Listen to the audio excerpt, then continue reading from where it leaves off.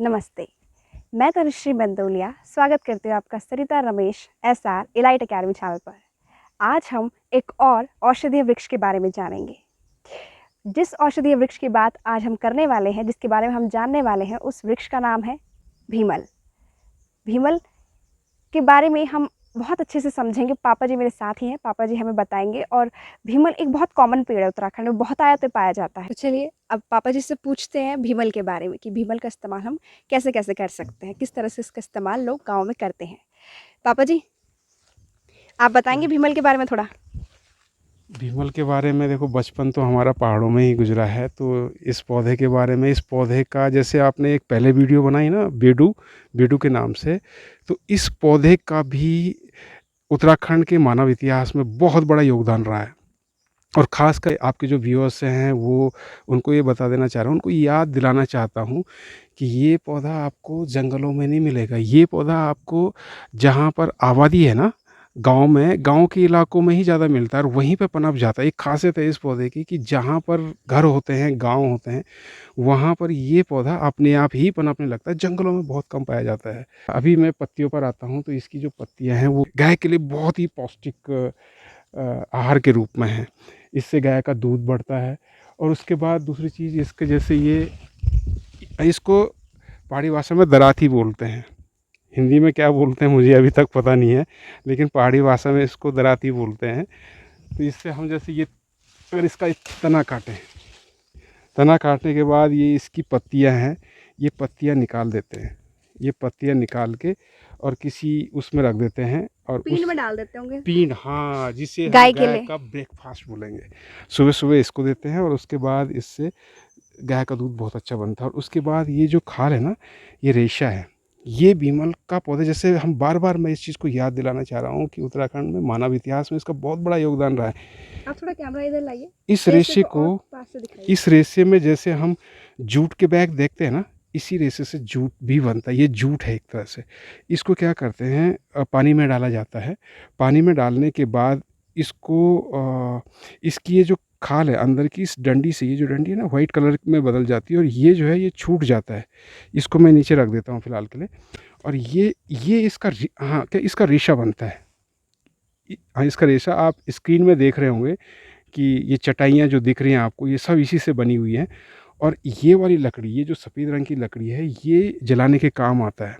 इसमें जैसे हम पहाड़ों में क्या कहते हैं, चूल्हे में खाना बनता है, तो इसमें ज़्यादा धुआं नहीं होता और बहुत अच्छी जलती हैं ये वाली लकड़ी। इसको हमारी पहाड़ी भाषा में छिल्ला बोलते हैं। तो ये यूज़ में आता है। और ये वाली जो पत्तियाँ मैंने आपको बताई, गाय के लिए एक पौष्टिक आहार है। और इसके साथ साथ ये जैसे जूट है, तो इससे दाने बनाई जाती है, मैट जिसको बोलते हैं, चटाई वगैरह। और इसके साथ साथ ये एक शैम्पू के रूप में भी काम करता है। हम अभी दिखाएंगे इसका शैम्पू के रूप में किस तरह से यूज़ होता है। इसकी छाल को, ये जो छाल है बाहर इस स्टेम की, इस छाल को कूटा जाता है।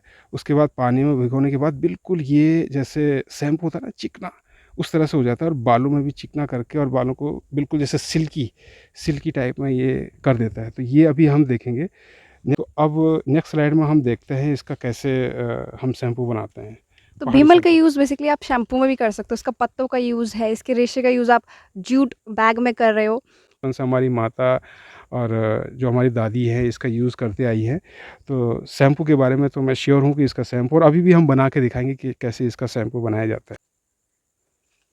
इसकी टहनी काटते हैं ना, कितनी टहनी काटनी पड़ेगी शैम्पू बनाने के लिए? एक बार धोने के लिए 4 टहनियों में काम हो जाएगा तुम्हारा। 4 टहनियाँ? 4 टहनियों में काम हो जाएगा। और इसका जो है ना, इसका जो ये घास है, ये उनके काम में आ जाएगा। मतलब पत्तियाँ भी इस्तेमाल हो रही हैं और हाँ, पत्तियाँ भी इस्तेमाल हो रही है टहनियाँ भी। और टहनियाँ भी इस्तेमाल हो रही है।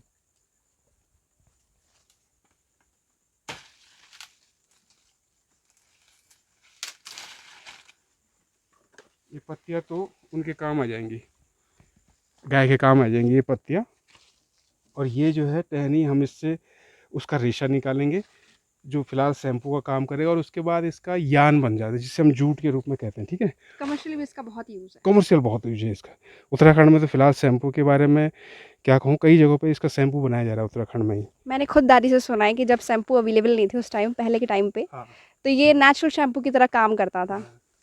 आ जाओ इसके वो दिखाता हूँ मैं, 2-4 यहाँ से टहनी काट के दिखाता हूँ। इस पे फल हो रखे हैं और ये अभी मई के महीने में ही दिखाओ जरा नज़दीक से, वहाँ से कैमरे से दिख नहीं रहा होगा। ये वाले जो इसके छोटे छोटे फल है ना, ये इसका मैंने सच कहूँ तो इसका मैंने भी वो नहीं देखा, क्या कहते हैं उसको, फूल नहीं देखा इसका।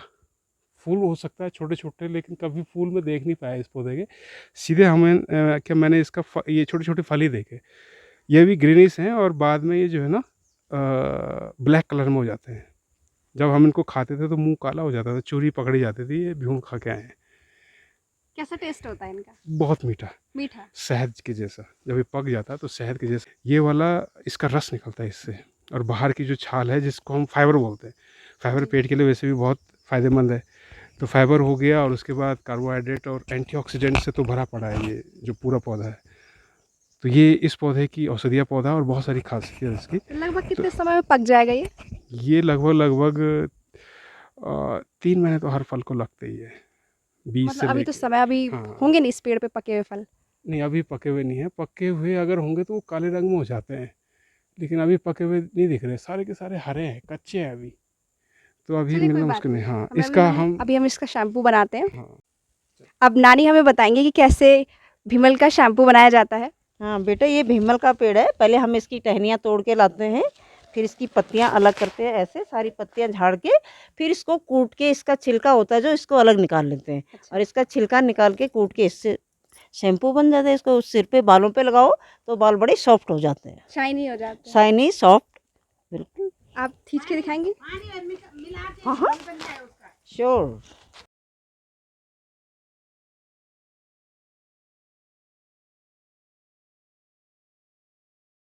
आप खींच रहे हैं, कूट रहे हैं।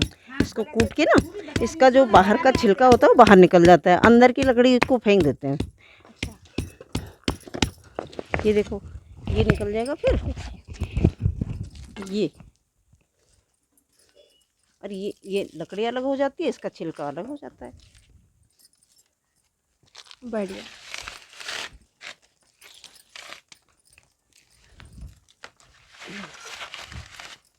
इसको ऐसे करके ऐसी गुंडी बनती है। ऐसे बना लो, एक बार के और लिए इसको हो गया। अच्छे से, और अगर आपको अभी यूज़ करना है तो अच्छे से कूट लो, बाकी रख भी सकते हो। अभी नहीं करो ना। हाँ, बस इसको कूट के ना, अच्छे से कूट के, और बस पानी, थोड़ा पानी डालो गर्म पानी में, गुनगुने पानी में, और बालों पे लगा लो। इसे बना के देखते हैं अभी।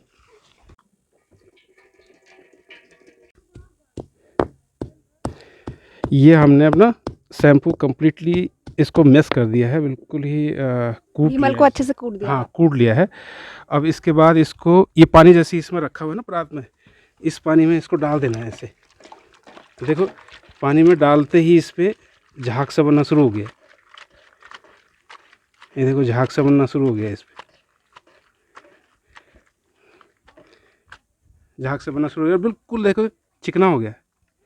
अब मैं बाल धो सकती हूँ मतलब इससे? हाँ, अब आप बाल धो सकते हैं। ये पहाड़ में हम हमारी माताएं या जो भी बुजुर्ग थे, दादा दादी, कैसे बालों को धोते थे, इस का शैम्पू के रूप में यूज़ करते थे भीमल का। तो वही पहले हमने पूरी इसका प्रैक्टिकल करके दिखाया। अब देखो तनुश्री खुद ही बाल धो रही है अपने।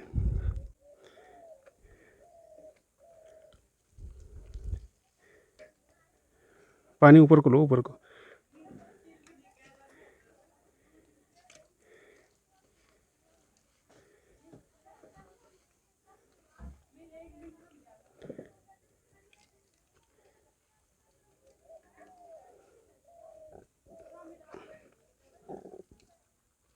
हाँ ऐसे,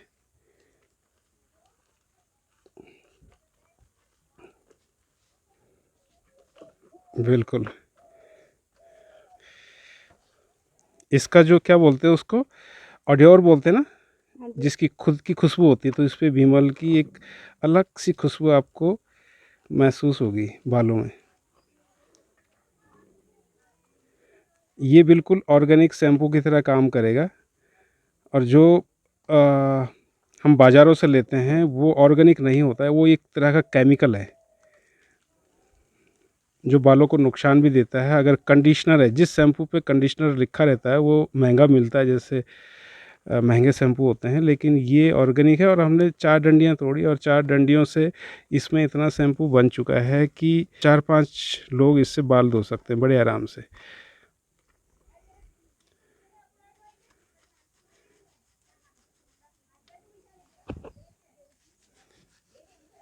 अभी थोड़ा सा पानी में, ये तो शैम्पू हो गया, थोड़ा सा पानी अब यूज़ करना पड़ेगा। पानी में कैसे ये बाल अब सिल्की हो जाएंगे, काफ़ी देर हो गई है।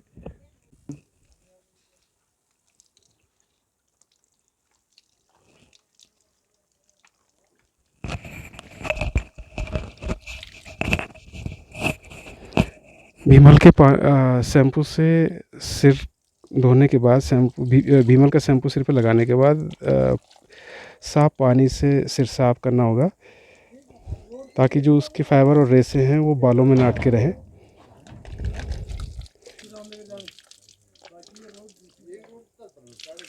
मैंने बहुत सुना था अपनी दादी से, नानी से कि हमने भीमल से बाल धोए, हमने भीमल से बाल धोए, और आज फाइनली मैंने भी भीमल को ट्राई किया अपने बालों पर। मैंने भी अपने बालों को भीमल से धोया, जैसे कि आपने वीडियो में देखा। तो दीदी आपको कैसा लग रहा है विमल से बाल धो के? बहुत अच्छा लग रहा है। ऑफकोर्स सबसे पहले तो फ्रेश लग रहा है, मैंने बाल धोए हैं तो फ्रेश लग रहा है। और जहाँ तक बात है भीमल को यूज़ करने की, तो भीमल जब मैंने बालों में यूज़ कर रही थी तो बिल्कुल वैसा ही फील आ रहा था। आपने एलोवेरा यूज़ किया होगा, तो एलोवेरा का तो जेल होता है, थोड़ा स्टिकी सा होता है, तो बिल्कुल वैसे ही फील आ रहा था जब मैं भीमल से बाल धोई। थोड़ी स्टिकीनेस थी और उसी की वजह से बालों में एक अलग सी सॉफ्टनेस लग रही है, सिल्की से लग रहे हैं बाल, बहुत स्मूथ लग रहे हैं। और जहाँ तक बात है भीमल के ऑडियोर की, तो जो हम नेचुरल शैम्पूज़ यूज़ करते हैं उनमें एक अलग परफ्यूम ऐड किया जाता है, तो बहुत ज़्यादा खुशबू आती है उनसे। तो भीमल के एक अलग ऑडियोर है, थोड़ी कम खुशबू है, लेकिन फिर भी एक जो सॉफ्टनेस इसने प्रोवाइड किया है भीमल का शैम्पू यूज़ करके, जो एक अलग सा फील आ रहा है नेचुरली, तो बहुत अच्छा है। और हम मार्केट से शैम्पूज़ लाते हैं अलग अलग तरह के, कुछ तो पूरी तरह से केमिकली हैं और ऑर्गेनिक हर्बल शैम्पूज़ हम खरीदते हैं। तो नेचुरल भी नहीं कह सकते मैंने पूरी तरह से, क्योंकि हालांकि जो नॉर्मल हर्बल शैम्पूज़ होते हैं उनमें आंवला ऐड होता है, रीठा शिकाकाई होता है, फिर भी एक जो मेन शैम्पू बनाते हैं वो लोग तो बेस ऐड करते हैं शैम्पू का। और कॉमनली आप जब देखेंगे शैम्पू की बॉटल पे तो उसमें सोडियम लॉरियल सल्फेट भी ऐड होता है। तो पूरी तरह से तो उन शैम्पूज़ और हर्बल शैम्पूज़ को भी हम नेचुरल नहीं कह सकते, लेकिन जो ये शैम्पू मैंने यूज़ किया, बिल्कुल जो रॉ मटेरियल कह सकते हैं हम, भीमल का पत्तों का पहले कूटा अच्छे से और उसके बाद उसे अप्लाई किया पानी में डाल के, तो जो बहुत ही एकदम कह सकते पूरा नेचुरल, कोई केमिकल नहीं, कुछ एडेड नहीं है। तो बहुत सॉफ्ट हो रखे मेरे बाल और बहुत अच्छा लग रहा है भीमल से बाल धो के। और अगर आप भी उत्तराखंड आते तो बिल्कुल यूज़ कीजिए, एक बार ज़रूर ट्राई कीजिएगा भीमल से बाल धोना। अगर आप मेट्रो सिटीज़ से बिलोंग करते हैं और आप उत्तराखंड घूमने आते हैं, और अगर आपको वो सारी फैसिलिटीज़ नहीं मिल पाती है जो कि मुझे प्रोवाइड हुई, जैसे कि आपने वीडियो में देखा कि सबसे पहले तो हमने भीमल के पेड़ से एक फ्रेश टहनी तोड़ के लाए हम, उसके बाद भीमल के पत्ते अलग करे और उसके बाद उसके रेशे निकाले, उन रेशों को अच्छे से क्रश किया, अच्छे से कूटा, और फिर जो पानी में मिलाकर हमने भीमल का शैम्पू तैयार किया। उस शैम्पू को जब मैंने इस्तेमाल किया तो मुझे बहुत ही ज़्यादा अच्छा लगा, बहुत ही सॉफ्ट लग रहे हैं मुझे मेरे बाल। अगर आप भी भीमल का शैम्पू इस्तेमाल करना चाहते हैं और उत्तराखंड में आते हैं और ये सारी फैसिलिटीज़ आपको नहीं मिल पाती हैं, तो कोई बात नहीं, बिल्कुल भी परेशान होने वाली बात नहीं है। उत्तराखंड के स्टोर्स में आपको भीमल का ऑर्गेनिक शैम्पू अवेलेबल होता है, आप वहाँ से उसे परचेज कर सकते हैं और उसके बाद भीमल का शैम्पू अपने बालों में अप्लाई करके भीमल के शैम्पू का फील ले सकते हैं। अभी तक हम भीमल के बारे में बहुत कुछ जान चुके हैं, अब जल्दी से भीमल का क्विक रिकैप देख लेते हैं। भीमल के पेड़ पहाड़ी क्षेत्रों में, खासकर ग्रामीण इलाकों में यानी गांव के आसपास बहुतायत में देखने को मिलते हैं। भीमल का वनस्पतिक नाम है ग्रेविया ऑप्टिवा। अगर बात करें भीमल के यूजेस की, तो भीमल के कई सारे यूजेस हैं, भीमल के कई सारे उपयोग हैं। जैसे पहला, पहाड़ों में अक्सर शीतकाल के दौरान पालतू जानवरों के लिए चारे की समस्या देखने को मिलती है। ऐसे में भीमल की पत्तियां काम में आती हैं, जो कि शरद ऋतु में यानी कि ठंडियों के मौसम में भी हरी भरी रहती है और साथ ही साथ पालतू जानवरों के लिए एक पौष्टिक आहार के रूप में काम करती है। दूसरे उपयोग में सबसे पहले भीमल के पेड़ से टहनियाँ काट के लाई जाती हैं। उसके बाद जो भीमल की टहनियाँ होती हैं उससे पत्ते अलग कर लिए जाते हैं और जो बची हुई टहनियाँ हो गई उनकी गठरियाँ बना ली जाती हैं। फिर उन गठरियों को रुके हुए या फिर बहते हुए शैलो वाटर में किसी भारी चीज़ से दबाकर रख दिया जाता है, जैसे पत्थर हो गए, किसी भारी पत्थर से दबाकर 20 से 25 दिन के लिए छोड़ दिया जाता है। 20 से 25 दिनों बाद जब वो टहनियाँ बाहर निकाली जाती हैं तो उनकी जो बाहर की खाल होती है वो बहुत सॉफ्ट हो जाती है और इसकी वजह से टहनियों से रेशे अलग करना बहुत आसान हो जाता है। फिर जो वो रेशे अलग किए गए हैं उन्हें नदी के साफ बहते हुए पानी में धोया जाता है और उसके बाद उन्हें सुखा लिया जाता है। बाद में इन्हीं भीमल के रेशों से, जिसे हम टेक्सटाइल की भाषा में जूट बोल सकते हैं, अलग अलग तरह की चीज़ें बनाई जाती है इससे। जैसे आपके रोप्स हो गए, मैट्स हो गए, कारपेट्स हो गए, चप्पलें हो गई यानी स्लीपर्स, और बैग्स भी बनाए जाते हैं। हैंडमेड जितने भी आइटम्स हो गए भीमल के रेशों से बनाए जाते हैं। और एक ख़ास बात और कि जो भीमल की रस्सियाँ होती हैं वो मजबूत और मुलायम होती हैं, जो कि अगर पालतू जानवरों को खूंटे से बांधने के लिए इस्तेमाल की जाए तो उनकी गर्दन को कोई हानि नहीं पहुंचाती, कोई नुकसान नहीं पहुंचाती हैं। भीमल का तीसरा उपयोग यह है कि जो भीमल की लकड़ियां होती हैं वो ईंधन के रूप में काम आती हैं, जो कि बिना ज़्यादा धुआं किए बहुत आसानी से जल जाती हैं। भीमल की जो ये लकड़ियां हैं इनका जो महत्व है वो आज से 50 साल पहले बहुत ज़्यादा था, जब गाँव में बिजली नहीं हुआ करती थी और ना ही टॉर्च के साधन थे। तो उस समय पर अगर किसी आदमी को गौशाला जाना हो या फिर कहीं दूसरे गांव जाना हो तो उस समय पर ये जो भीमल की लकड़ियां हैं, जिसे पहाड़ी भाषा में छिल्ला बोला जाता है, तो उसे जलाकर लेके जाया जाता था। तो इसीलिए भीमल का उत्तराखंड के मानव विकास में बहुत बड़ा योगदान है। भीमल के चौथे उपयोग के बारे में हम इस वीडियो में बहुत अच्छे से डिटेल में जान चुके हैं, जिसका हमने प्रैक्टिकल भी किया था। जी हाँ, मैं बात कर रही हूँ भीमल के हर्बल शैम्पू की। भीमल के हर्बल शैम्पू का इतिहास आज का नहीं है, ये लगभग 100 साल पुराना है। ये गांव में तब इस्तेमाल किया जाता था जब आज की जो बेसिक सुविधाएं हैं, साबुन और शैम्पू, ये जब गांव में नहीं होते थे, तब से भीमल के शैम्पू का इस्तेमाल होता आ रहा है।